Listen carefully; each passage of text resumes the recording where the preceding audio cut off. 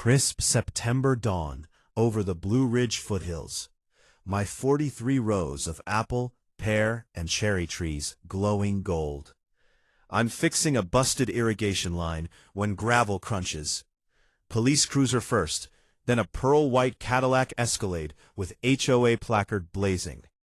Out storms Geet Whitmore, Sycamore Bluff HOA president.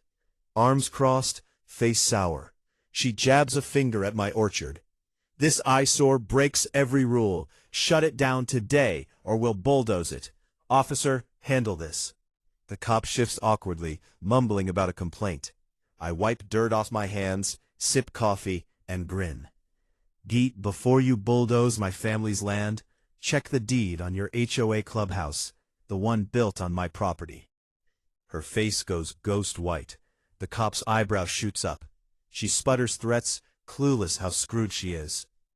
What would you do if an entitled HOA Karen called cops to seize your legacy, only to learn you own hers? Let me back up, because none of this makes sense without the full picture. My name is Reuben Calloway. I'm 51 years old, a retired land surveyor, and the third-generation owner of a 17-acre parcel in Harrow County, Virginia, about 40 miles west of Charlottesville. My grandfather, Chester Calloway, bought that land in 1958 for a number that sounds like a rounding error today. He put in fruit trees because he said, "A man who grows food is a man who can never be fully broken." Grandpa Chester passed in 2001. My father, Walt, kept the orchard going through drought years, through the 2008 crash, through bad harvests. When Walt died in 2019, he left me the property outright. No mortgage, no lien, clear title. I have the deed, the survey plat, and the county tax records framed in my kitchen like some people frame diplomas. I'd spent 28 years as a land surveyor. I know what I own. I know where every iron pin is on my property line. I know which creeks are navigable and which aren't. I know how to read a meets and bounds description, the way a musician reads sheet music, fluently, with feeling. So when Sycamore Bluff Estates got developed on the land adjacent to mine about 9 years ago, I paid attention. I watched the bulldozers scrape away the red clay. I watched the McMansions go up. I watched the HOA signs appear, tasteful hunter green with gold lettering, as if good taste could be declared by committee. The development's first HOA president was a retired insurance executive named Theodore Harkins. Teddy was reasonable. We shook hands. He understood that my orchard predated his HOA by roughly 60 years. We never had a problem. Then Teddy moved to Florida, and Geet Whitmore ran for HOA president unopposed, because nobody wanted the job, and she very much did. Geet is 63, a former regional manager for a big-box retail chain, and she treats the Sycamore Bluff HOA the way a general treats a small country, as something to be conquered and administered with maximum ceremony. She sends violation notices for weeds that are actually ornamental grasses. She has cited neighbors for flag sizes, for wind chime audibility, for the color of outdoor furniture cushions. She once fined a widower $400 because his Maybox post was leaning 2 degrees off vertical. 2 degrees. I knew all of this, but my orchard is not in her HOA. My land is my land. What could she possibly do to me? Turns out Geet had been cataloging grievances against my orchard for 18 months before she made her first move. She had photographed my irrigation pump, industrial noise. She had documented the smell of the compost I use, agricultural odor pollution.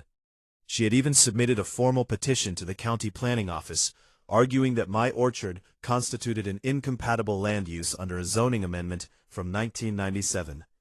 The petition was rejected. The county planning director, a methodical woman named Sandra Pewitt, sent Geet a letter explaining that my land predated the 1997 zoning code, and that agricultural use was grandfathered in perpetuity under Virginia's Right to Farm Act. I only found out about that petition because Sandra called me personally to give me a heads up. But rejected petitions don't stop people like Geet. They just redirect them. The first thing she did was call the Harrow County Sheriff's non-emergency line and report my irrigation pump as a suspected generator running illegally during a burn ban. There was no burn ban. It was February. The deputy who responded, a young guy named Officer Daniels, 26 years old, and clearly embarrassed to be there, spent exactly 4 minutes confirming that the pump was legal, told me to have a good evening, and drove away. That was the opening shot, and I still didn't take it seriously enough. By March, Get had figured out that law enforcement wasn't going to be her weapon. So, she pivoted to paperwork, the HOA equivalent of carpet bombing.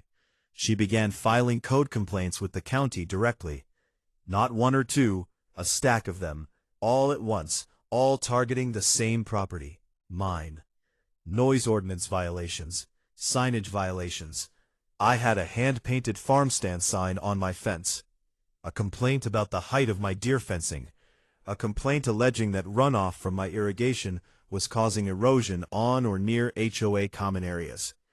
Each complaint required a county inspector to visit, document, and respond. Each one cost me a half day of my time. Every single complaint came back unsubstantiated. But Get had discovered something clever. In Harrow County, code complaint records are public, and if you file enough of them against someone, the sheer volume starts to look like a pattern, even when every single one is dismissed. She was building a paper record, not for the county, for a civil lawsuit. I found this out from my neighbor Wendell Oakes, a retired attorney who lived in Sycamore Bluff, but had zero love for Get. Wendell knocked on my door one April evening, smelling like bourbon and pipe tobacco, handed me a manila folder, and said she's been talking to a real estate attorney in Charlottesville, Reuben. She wants to pursue a private nuisance claim against your orchard. Private nuisance. That's a civil cause of action where a property owner, or in this case a homeowners association, claims that a neighboring property's use is substantially and unreasonably interfering with the enjoyment of their property. The key word is unreasonably. The character of the neighborhood, the utility of the conduct being challenged, and whether the interference is something a normal person would find genuinely objectionable. Takeaway. In Virginia, a nuisance claim against an agricultural operation that predates the surrounding residential development faces an extremely steep uphill battle. Because the Right to Farm Act, Virginia Code Section 3.2-300, at Section 2-300, creates a rebuttable presumption that the farm is not a nuisance if it is operated for more than a year before the complainant moved in. In other words, Geet's neighbors chose to buy houses next to an orchard. The orchard was there first. Legally, that's almost always a dead end, and any competent attorney would have told her so. Either her attorney wasn't competent, or she wasn't listening. Maybe both. My countermove was quiet but deliberate. I called Sandra Pwitt at the county planning office and asked her to formally document in writing that my agricultural operation was grandfathered and compliant. Sandra was happy to do it. I had that letter in hand within 2 weeks, a 2-page document on county letterhead, with citations to the specific code sections, the date my grandfather's land use was established, and a clear statement that no future code complaints related to normal orchard operations would result in enforcement action. I laminated it. I put one copy in my safe, one with my attorney, and one in the filing cabinet in my barn, right next to the deed. Then I did something that annoyed Geet considerably more than she expected. I called the local newspaper, the Harrow County Ledger, a twice-weekly paper with about 4,000 print subscribers and a surprisingly active Facebook page, and I gave them an interview about the history of my orchard. I talked about my grandfather. I brought out old photographs. Chester Calloway standing in front of his first apple trees in 1961, grinning like he'd found gold. The editor, a sharp woman named Patricia Hall, ran it as a Sunday feature under the headline, "Rooted in Harrow, the Calloway Orchard Turned 65. 400 people shared it. Geet's name wasn't in the article, but the timing was obvious to anyone in the community who'd been watching her crusade. Half a dozen Sycamore Bluff residents, people who lived under her HOA rules and didn't love it, called or emailed me to say they were rooting for me. Geet's response was to escalate, because of course it was. She retained the Charlottesville attorney. He sent me a formal letter asserting that my orchard's commercial activities, specifically the farm stand I ran on weekends, constituted a nuisance under common law and violated a specific provision of the Sycamore Bluff HOA's Covenants, Conditions, and Restrictions, or CC&Rs. I read that last part 3 times. Violated their CC&Rs. My property isn't in their HOA. It has never been in their HOA. Not 1 square inch of my 17 acres is subject to Sycamore Bluff CC&Rs. Legally, citing their CC&Rs against me was like citing the rules of a private golf club to a man who has never set foot on the course. But here's the thing about attorneys sending threatening letters. The goal isn't always to win in court. Sometimes the goal is to exhaust you financially and emotionally until you quit. I knew that. I'd watched it happen to other landowners over my surveying career. So I did 2 things. First, I called my own attorney, a real property specialist named Marcus Delgado out of Stanton, Virginia, who once described HOA overreach as America's most reliable source of billable hours. Marcus sent a 5-paragraph response letter that was politely devastating. It cited the Virginia Right to Farm Act, the lack of any HOA authority over my parcel, the county's written compliance confirmation, and closed with a note that any further unsubstantiated legal threats could give rise to a claim for tortious interference. Second, I started reading everything. Every piece of paper that had ever touched Sycamore Bluff Estates. The original developer subdivision plat, the recorded CC&Rs, the HOA's Articles of Incorporation, the title abstracts on file at the Harrow County Clerk's office. I was a land surveyor for 28 years.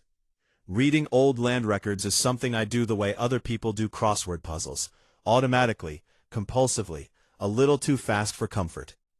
And about 3 hours into that reading on a Wednesday night in late May, with the window open and the smell of rain coming in off the mountains, I found something. I didn't act on what I found, not yet. I needed to be absolutely certain, the kind of certain you only get after 3 independent sources agree. So while I was quietly verifying, Giet kept pushing. She convinced the Sycamore Bluff HOA board to pass a formal resolution declaring my farm stand an incompatible commercial operation within the visual corridor of the community. They sent that resolution to the county with a request for a hearing before the Board of Zoning Appeals. The Board of Zoning Appeals hearing was held on a Thursday evening in June at the County Government Center, a 1970s brick building that smells permanently of stale coffee and carpet cleaner. I was there. Wendell Oakes was there. Patricia Holt from the Ledger was there, notebook open. About 30 Sycamore Bluff residents were there. And my read on the room was that roughly half of them supported Get, and half were just curious to see what would happen. Get presented first. She had a PowerPoint. It had charts. It had photographs. It had a section titled Quality of Life Impact Assessment that she had apparently commissioned from a consulting firm in Richmond. The consulting firm's conclusion was that an orchard with a weekend farm stand within visual proximity of a residential subdivision reduced property values by up to 4%. The chair of the Board of Zoning Appeals, a retired engineer named Floyd Matz, who had the patience of a man who has seen everything at least twice, waited until Get finished, then asked a single question. Miss Whitmore, can you identify the specific zoning code section that the applicant's operation allegedly violates? Get cited the 1997 amendment. Floyd said that amendment applies prospectively to new agricultural operations. The Callaway Orchard was established in 1958 under a deed that predates not only that amendment, but the county's current zoning framework entirely. The Right to Farm Act preempts this board's jurisdiction. Do you have anything else? Get said she did have something else. She said she had evidence that my farm stand was effectively a retail establishment and should be reclassified under the county's commercial zoning code. Floyd looked at her for a long moment. Then he looked at the other 4 board members. They all had the same expression, the look of people trying to decide whether to be annoyed or amused. When it was my turn, I kept it short. I presented the county's written compliance confirmation. I cited Virginia Code Section 3.2-300 through 3.2-32. I pointed out that my farm stand sold products grown exclusively on my property, which under Virginia's Agricultural and Forestal Districts Act is explicitly defined as a primary agricultural use, not a commercial use. Virginia's Right to Farm Act specifically protects on-farm direct sales of farm products as agricultural use, not commercial use, which means they cannot be regulated under commercial zoning codes. The board dismissed the hearing in 14 minutes. They didn't even vote. Floyd Mathers ruled it outside their jurisdiction as a matter of law and moved on to the next item on the agenda, which was a variance request for a backyard chicken coop in Millbrook Township. Geet walked out of that hearing room with the particular rigid posture of a person who has publicly lost and is processing it as a strategic setback rather than a defeat. She stopped in the parking lot, turned to her attorney, and spoke for about 2 minutes in a low, taut voice. I couldn't hear the words. I didn't need to. I'd seen that conversation before. On the drive home, Wendell called me from his Bluetooth. "She's not done," he said. "I know that look. She's going to try something different." "Wendell," I said, "let her." Because by then, I'd confirmed what I'd found in the land records. I'd verified it 3 ways. The original subdivision plat, the title chain at the county clerk, and a third-party title search I'd commissioned through a Charlottesville title company. I'd also had a quiet conversation with Marcus Delgado about the legal implications. Marcus had listened to my findings in complete silence for about 6 minutes. Then he said, "Reuben, do you understand what you're sitting on?" "I think so," I said. "You want to keep this in your pocket for now?" "Yes," I said, "until she goes one step too far." She did not disappoint. Geet's new move involved the Harrow County Health Department. She filed a complaint alleging that my compost operation was creating a public health hazard. Specifically, that composting apple pomace and pear cores constituted food waste processing that required a commercial composting permit under state environmental regulations. This was actually a slightly more sophisticated legal argument than her previous ones, and I'll give her credit for that. On-farm composting of agricultural byproducts is exempt from commercial composting regulations in Virginia, but only if the compost is used exclusively on the farm where it's generated. If any of it is sold or given away, the exemption disappears. Now, I do occasionally give a bucket of finished compost to my neighbor, Earl Hutchkins, who has a kitchen garden. He's 78 years old. He brings me tomatoes in August. This is not commerce, it's neighborliness. But Get had somehow found out about it, and her complaint specifically cited the exchange with Earl. The health department inspector who showed up was a young woman named Daria Kowalik, efficient and unimpressed by Get's 8-page complaint packet. She spent an hour at my operation, examined my composting area, reviewed my records, and told me, "Give the compost to Earl in exchange for the tomatoes, and you have a barter transaction which the exemption regulation doesn't address." My recommendation is to just stop the exchange while this complaint is open and document that going forward. I stopped giving Earl compost. He was annoyed. I bought him a bag of organic compost from the hardware store. He was less annoyed. The health department closed the complaint as unsubstantiated 6 weeks later. But Get had used those 6 weeks. She'd also been in contact with 2 Sycamore Bluff residents who lived directly adjacent to my property, and had persuaded them to sign affidavits stating that my farm stand traffic, cars pulling into my gravel driveway on Saturday mornings, was disrupting their peaceful enjoyment of their property. Those affidavits landed in the hands of her Charlottesville attorney, who filed a motion in Harrow County Circuit Court for a preliminary injunction to halt farm stand operations pending a full nuisance hearing. I had been expecting this. Marcus Delgado had been expecting this. The response was ready within 48 hours. But now, with the filing in hand, I told Marcus it was time to open the envelope. Get Whitmore had made the foundational mistake that a certain kind of person always makes. She assumed that the rules only existed to constrain other people. Let me tell you exactly what I'd found. When Sycamore Bluff Estates was developed in 2015, the developer, a company called Blue Ridge Premier Properties LLC, needed a parcel of land for the subdivision's common areas and clubhouse. The clubhouse sits on a 1.4-acre lot at the northeast corner of the development. That lot includes the HOA's parking lot, their swimming pool, their community garden, and the building where Geet holds her monthly board meetings and waves her gavel around. Here is what was in the original subdivision plat, line 47, of the meets and bounds description for that 1.4-acre parcel, subject to a permanent right-of-way and access easement held by the owner of the adjacent parcel, described in Deed Book 214, page 88, Harrow County Land Records. Deed Book 214, page 88, is my deed, my grandfather's deed, the original 1958 conveyance.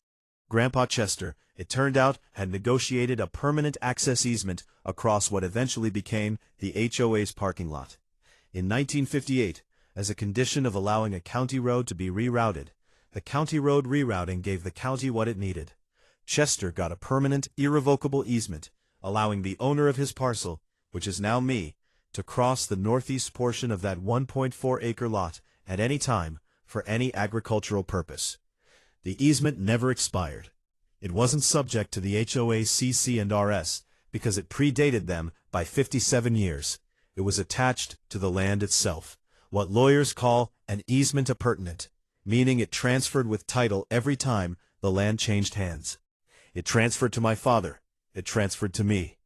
But that's not all.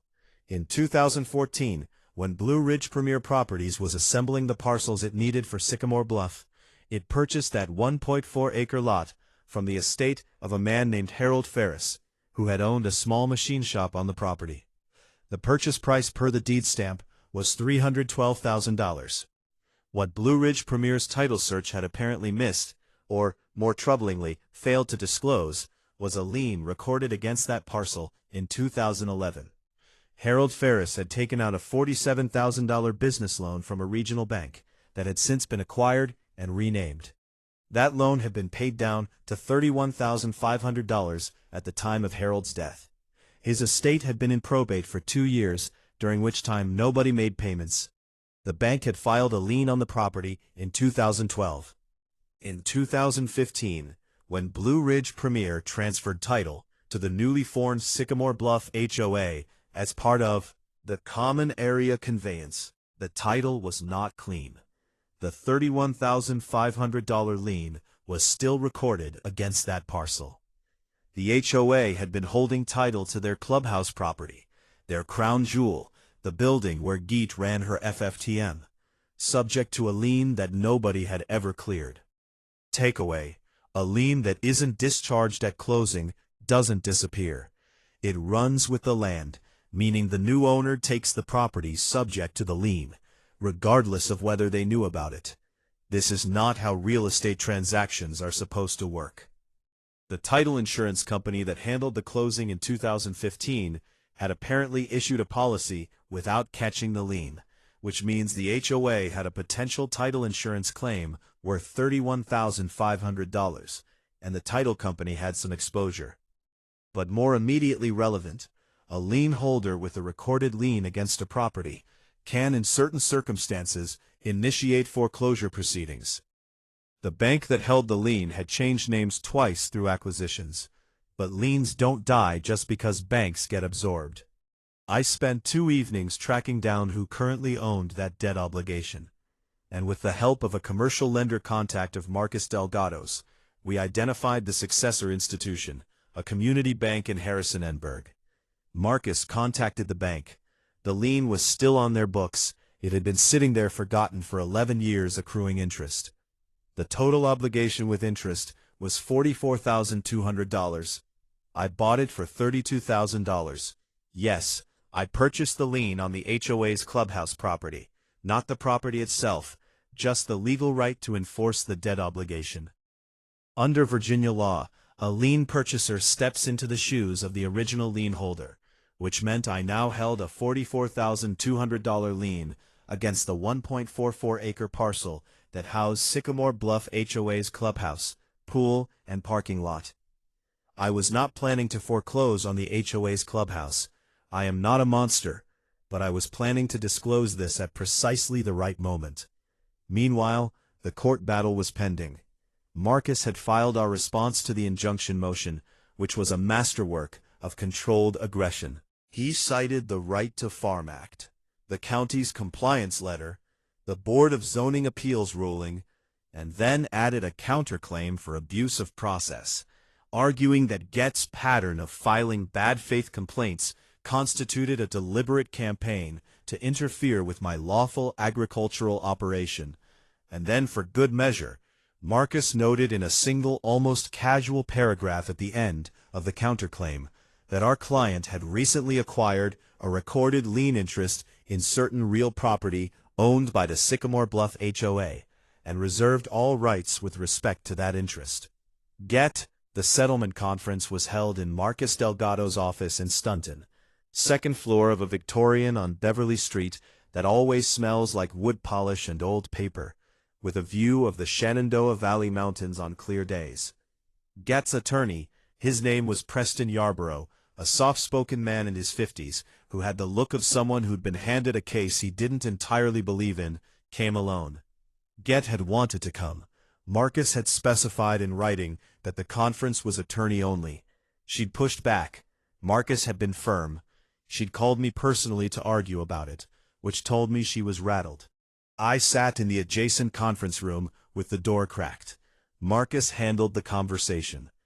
The meeting lasted 45 minutes.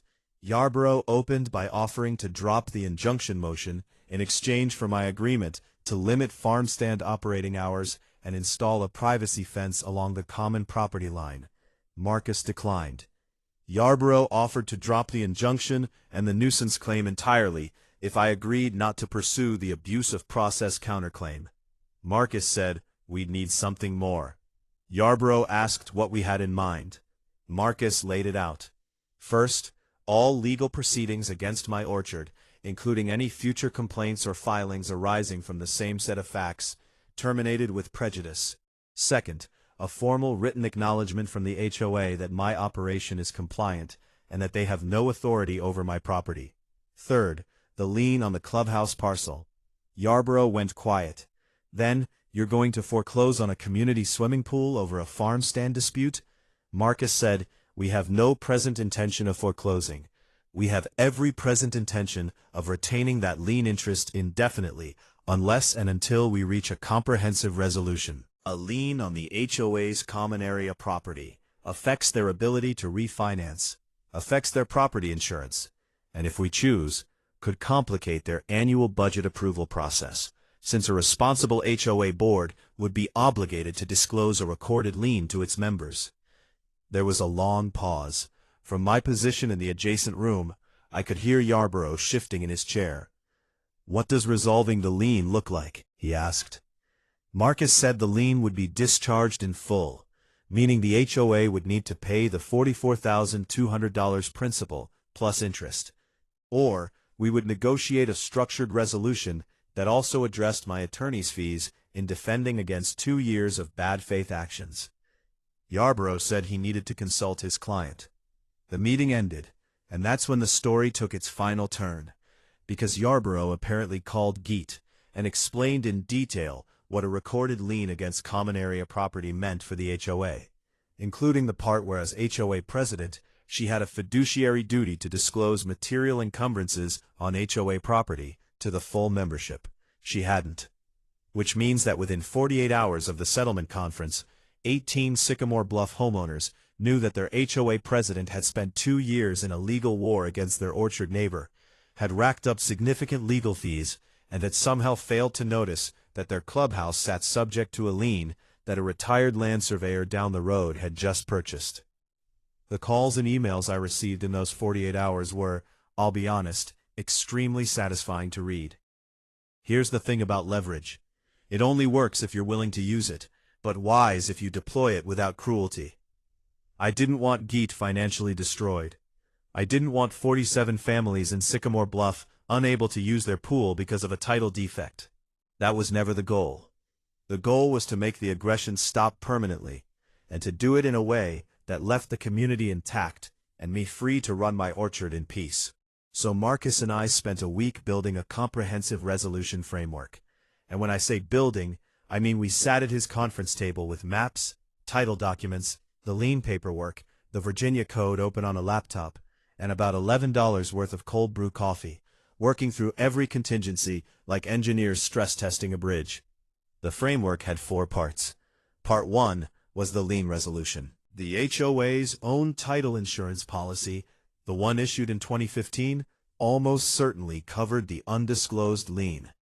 Marcus contacted the title insurance company directly and gave them a detailed memo explaining the defect. The title company's counsel confirmed coverage. That meant the title insurer, not the HOA's homeowners, would pay the $44,200 to discharge the lien. I would receive the full amount I'd paid for the lien, plus the accrued interest, netting me a legitimate profit on what had started as a defensive maneuver. The title company would then subrogate, meaning they'd pursue recovery from whoever had messed up the original title search in 2015. Takeaway: if you're buying property with title insurance and a lien is later discovered that the insurer missed, that's exactly what title insurance is for. File a claim and the insurer covers the defect, then goes after whoever caused it. Part 2 was the legal fee reimbursement. The HOA had burned through significant legal fees, pursuing what any competent real property attorney would have told them was a losing position. That was their problem. My problem was that I'd spent $14,600 in attorney's fees defending against their campaign. Marcus drafted a settlement term requiring the HOA to reimburse my legal fees in full, funded by a draw from their reserve account. Part 3 was the recorded covenant. We drafted a covenant to be recorded in the Harrow County land records, running with the land on both sides, formally establishing that the Sycamore Bluff HOA had no authority or interest in my parcel, that my agricultural operation was compliant and non-objectionable, and that future HOA boards were bound by this acknowledgement. Recording it in the land records meant it wasn't just a contract between me and the current HOA. It was permanent. Future HOA presidents, including whoever came after Georgette, couldn't restart this fight without breaching a recorded covenant. Part 4 was the one I was proudest of. During the 2-year ordeal, I'd had dozens of conversations with Sycamore Bluff homeowners who were furious with Georgette, not just because of what she'd done to me, but because of the HOA dues she'd spent on attorney's fees pursuing a vendetta instead of maintaining their community. Several of them had reached out asking if there was anything they could do. I told them to wait. Wendell Oakes, who as a retired attorney understood HOA governance law better than most, had been coordinating with 11 other homeowners on a formal petition to call a special meeting of the HOA membership. Under Virginia's Property Owners Association Act, specifically Virginia Code Section 55.1-1815, homeowners can petition for a special meeting with 20% of the membership signatures. They had 40% takeaway. Virginia law gives HOA homeowners the right to call a special membership meeting by petition and to vote on matters including the removal of board members, which is a power many HOA residents don't know they have. The special meeting was scheduled for a Saturday morning in late October. The agenda had 3 items. First, a presentation on the HOA's legal expenses over the prior 2 years. Second, a vote on the proposed settlement with me. And third, a vote on whether to seek the resignation of the current HOA president. Get tried to have the meeting canceled. The property management company that administered the HOA's records told her it couldn't be canceled. State law required it to proceed. She tried to have Wendell removed from the Homeowners Association email list. The management company told her that would violate the VPOA Act. She tried to get me barred from attending as a guest. Wendell pointed out that I had a recorded easement right across their parking lot, and that my attendance as Wendell's personal guest was not something the HOA board had authority to prohibit. She went quiet after that. The quiet before the storm. I spent the week before the meeting doing what I always do in October: harvesting. The Honeycrisp trees come in last, and they are worth the wait. That Tuesday morning, picking apples in the cold blue air of an Appalachian autumn, the fog still sitting in the valley below, the smell of ripe fruit almost sugary in the chill. I felt for the first time in 2 years like everything was going to be fine. Get didn't give up without one final offensive. That's the thing about people who operate through institutional power. When the institution turns on them, they get personal. The week before the special meeting, 2 things happened that I wasn't expecting. First, a post appeared on the Harrow County Community Facebook group, the one with about 9,000 members, mostly locals who use it for lost dogs, yard sales, and heated debates about road paving priorities. The post was anonymous. It claimed that my farm stand had sold potentially contaminated apple cider that had caused illness in multiple families. No names, no details, just the accusation written with just enough specificity to sound credible. The post got 47 comments in 2 hours before the group administrators removed it as an unverified health claim. But 47 comments is enough to plant a seed of doubt. And I had farm stand customers texting me within the hour, asking if there was a problem. I handled it the same way I handle everything directly. I posted my own statement under my full name, with my Virginia Department of Agriculture food handler certification, my cider press inspection records, and a photo of my current food safety certificate. I offered full refunds to any customer who'd had a concern. 0 refund requests came in because there was nothing wrong with my cider. I did some digging on the anonymous post. Facebook's group tools don't reveal identities to admins unless law enforcement is involved. But the post's writing style, particularly the phrase quality of life and the construction of its sentences, matched closely with the language in Get's complaint filings. I showed this to Marcus. He raised an eyebrow. We documented it carefully. Second, Get contacted the Harrow County Planning Commission directly and requested an emergency agenda item for their November meeting, alleging that my property had been subdivided without proper plat approval based on a tip she'd received. She claimed I had sold a portion of my 17 acres to a business entity without recording a subdivision plat, which would be a code violation. I had not subdivided my property. I had not sold any portion of it.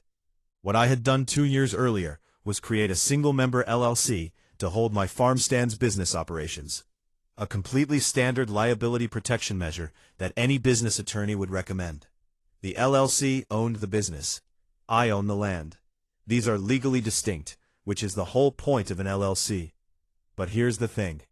Get apparently didn't understand the difference between a business entity owning a business and a business entity owning real property. She'd somehow convinced herself, or more likely convinced her attorney, who either agreed with her or didn't push back hard enough, that my business LLC constituted a conveyance of land. The Planning Commission staff attorney reviewed her request and declined to place it on the emergency agenda. She placed it on the regular agenda for January. That meant it wasn't going to be heard until after the special meeting. But the request was public record, and Get made sure every Sycamore Bluff homeowner knew about it, framing it as evidence that I was the one engaged in shady land dealings. I found out about this on a Wednesday afternoon while I was repairing a section of post and rail fence along my south pasture, the kind of work that requires just enough physical attention to quiet the mind. The smell of split oak posts is something I associate with my father. He always said woodwork kept a man honest. I finished the fence section, drove the last post cap in with a rubber mallet, and called Marcus. She's trying to muddy the water before the special meeting. Marcus said, yes. I said, let her. What Geet hadn't accounted for, what people who fight dirty never seem to account for, is that dirty fighting leaves marks. Every move she made was documented. The anonymous Facebook post had been screenshotted before removal. The emergency planning request was on the public record. The timing of both, 8 days before the special meeting, was obvious to anyone paying attention. I didn't respond publicly. I prepared. I compiled a summary document, a clean 6-page PDF with a timeline of every complaint, every filing, every administrative action Geet had initiated against me over 24 months. Next to each entry, the date, the agency, the outcome, and the associated cost, both to me and where estimable to the HOA and legal fees. The total legal fees billed to the HOA by Geet's attorney, per invoices disclosed during the settlement conference process, $38,400. The total amount of annual HOA dues paid by each Sycamore Bluff homeowner, $1,800 per year. The HOA had 47 homes. $38,400 divided by 47 homeowners is roughly $817 per household. That's nearly half a year's dues spent on a legal campaign against the neighbor's orchard that had zero legal basis and zero chance of success. I printed that PDF on nice paper. I had 48 copies made at the office supply store in Westboro. I didn't distribute them yet. I brought them to the meeting in a manila envelope under my arm. The special meeting was set for 10 o'clock Saturday morning. By 9:30, the Sycamore Bluff Clubhouse parking lot was full. Cars lined the street for a fourth mile in each direction. In 12 years of HOA existence, they'd never had a meeting attendance like this. I arrived at 9:45 with Wendell Oaks and Marcus Delgado. Wendell signed us in as his guests. Get was already inside, standing near the front of the room in a charcoal blazer, talking to two of her board allies with the tight, over-controlled body language of a person running on adrenaline and spite. The clubhouse's main room smelled like industrial carpet cleaner and the ghost of 1,000 potluck dinners. Folding chairs had been set up in rows. Every chair was filled. People were standing along the back wall. Patricia Holtz from the Harrow County Ledger was there, notebook in hand, sitting in the second row. She'd called me the day before asking if the meeting was open to press. Under Virginia's VPOA Act, HOA meetings are generally open to members, but guests can be excluded by board vote. Get had, in fact, attempted to exclude press. The HOA's property management company had advised her that excluding credentialed press from a meeting where financial misconduct allegations were to be presented could expose the HOA to additional liability. She backed down. The meeting was called to order by the HOA's parliamentarian, a retired school teacher named Dolores Mack, who had the gravitas of a federal judge and absolutely no patience for procedural games. Dolores had run HOA meetings for 8 years and was, by all accounts, scrupulously fair. Get had tried to replace her as parliamentarian before the meeting. The board had voted 3-2 against it. Agenda Item 1, Legal Expenditures. A Sycamore Bluff homeowner named Brent Gallo, an accountant as it happened, presented a spreadsheet. He'd compiled the invoices from the HOA's attorney, cross-referenced them with the HOA's reserve fund account statements, and produced a clear picture. $38,400 in legal fees over 24 months drawn from the operating reserve. The reserve fund, which was supposed to cover capital maintenance needs like the pool pump, the parking lot resurfacing, and the clubhouse roof, had been depleted by 31%. Get stood up and said the legal expenditures were justified because the orchard represented a genuine threat to community property values and quality of life. 3 things happened at once. Brent said every single legal action failed. Every complaint was dismissed. How does that represent value for our dues? A woman in the back row said audibly, my roof assessment just went up because of this, and someone's phone displayed the Ledger's website. Patricia had already published a short breaking news item. Headline visible on the screen held up for the row behind them to see. HO, a president's 2-year legal campaign against neighboring orchard, cost members $38,400. Agenda Item 2 was the proposed settlement. Marcus walked the room through it in plain English. No legalese. The title insurance company covers the lien. Homeowners pay nothing. My attorney fees are reimbursed from the reserve. The recorded covenant closes the loop permanently. He had printed copies of the settlement terms for anyone who wanted to read the actual language. The vote was 41 in favor, 6 opposed. The 6 opposed were Get, her 2 board allies, and 3 homeowners who'd signed the original affidavit. Agenda Item 3. Wendell Oaks presented the motion to request Get's resignation as HOA president. He was measured, fair, and precise. He did not call her names. He did not make it personal. He said, "The president has demonstrated a pattern of using HOA resources funded by our dues, for purposes that had no legal basis and that resulted in significant financial harm to this community. A president in that position has a responsibility to the community, and that responsibility has not been honored." Get asked for the floor. Dolores Mack gave it to her. She stood up and gave a 4-minute speech about community standards, property values, and the need for vigilance against incompatible land uses. She cited her years of service. She cited the consulting firm's report. She said she had acted in good faith and would do it again. When she sat down, the room was quiet for about 5 seconds.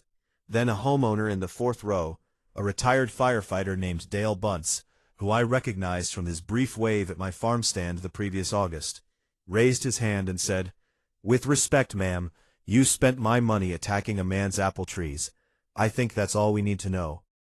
The vote to request Get's resignation, 38 in favor, 9 opposed. She could technically have remained in office, but she knew, and everyone in that room knew, that she was finished.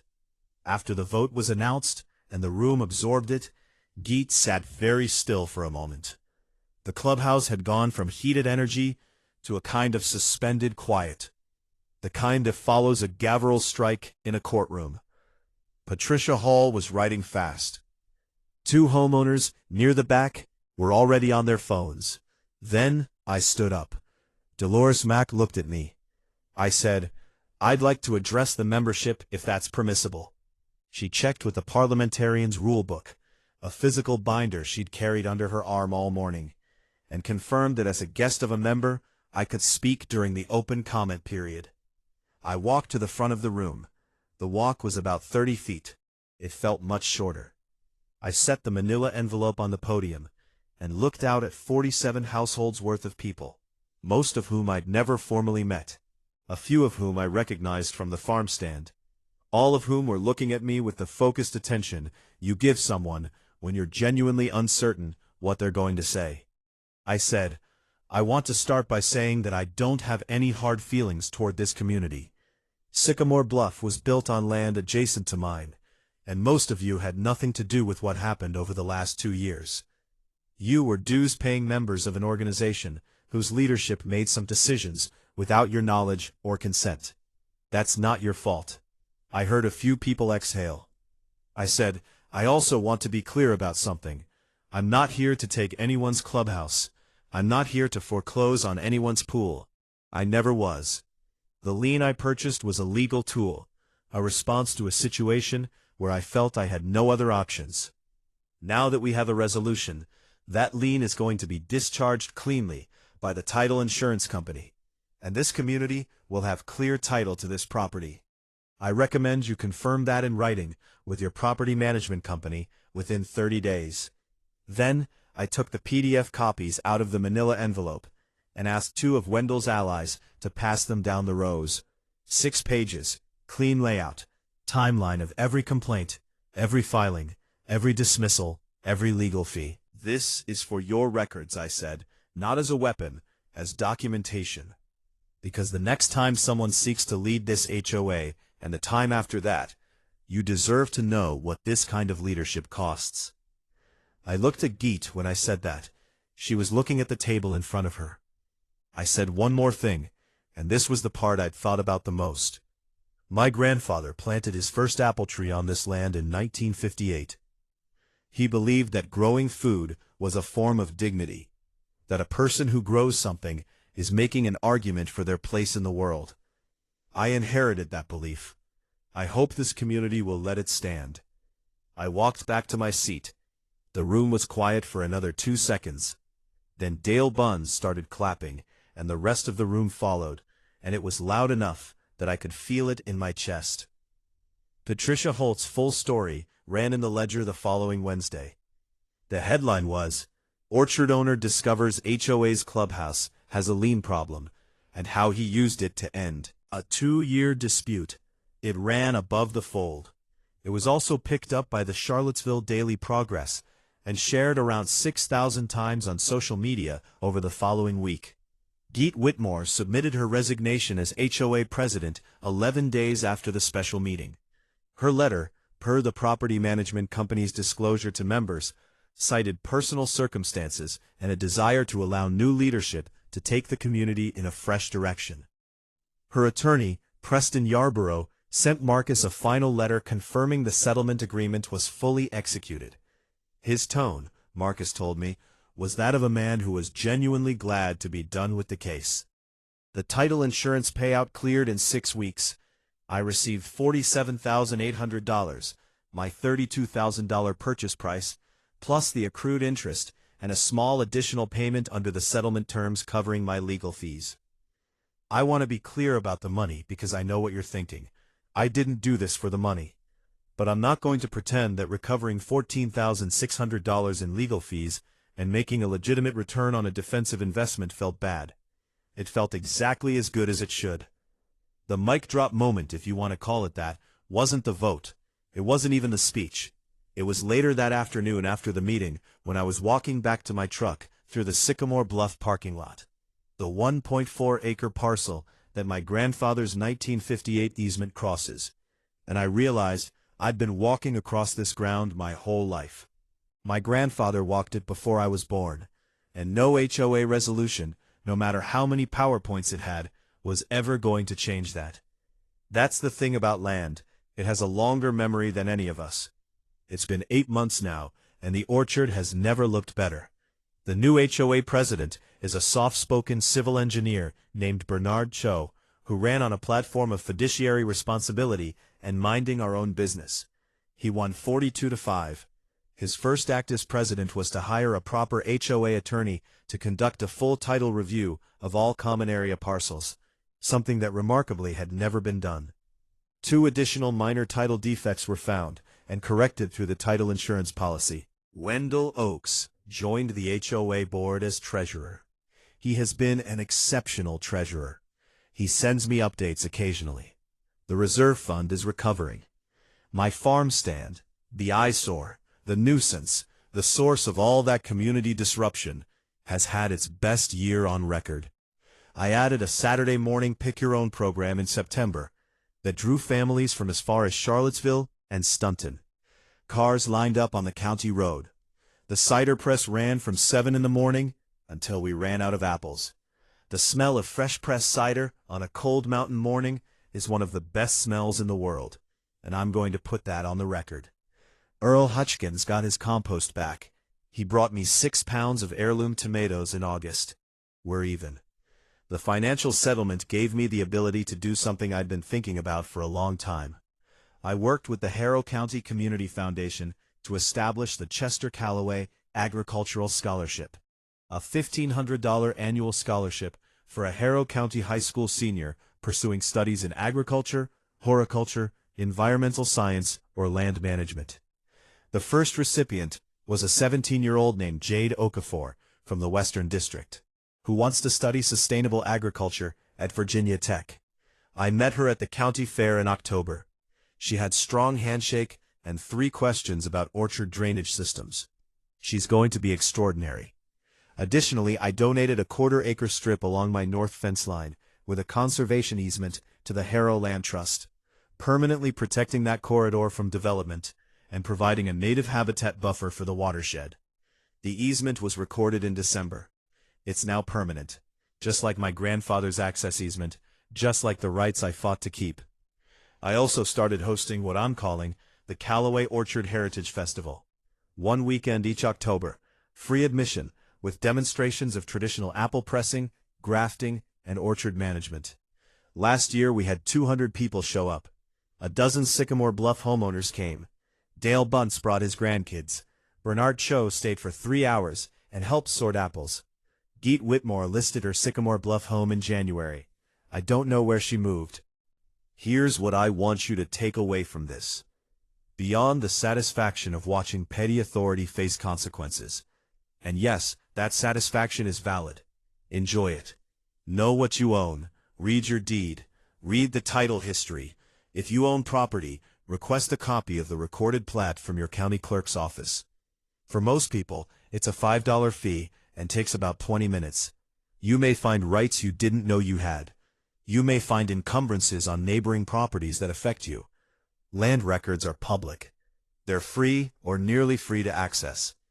A retired land surveyor can tell you that the information you need to protect yourself is almost certainly already in the public record. You just have to look. Know your state's Right to Farm Act. If you're in agriculture, even small-scale agriculture, your state almost certainly has one. In Virginia, it's Title 3.2 of the Code. Other states have equivalent protections. Print it. Keep it. Know what it says. Know your HOA rights.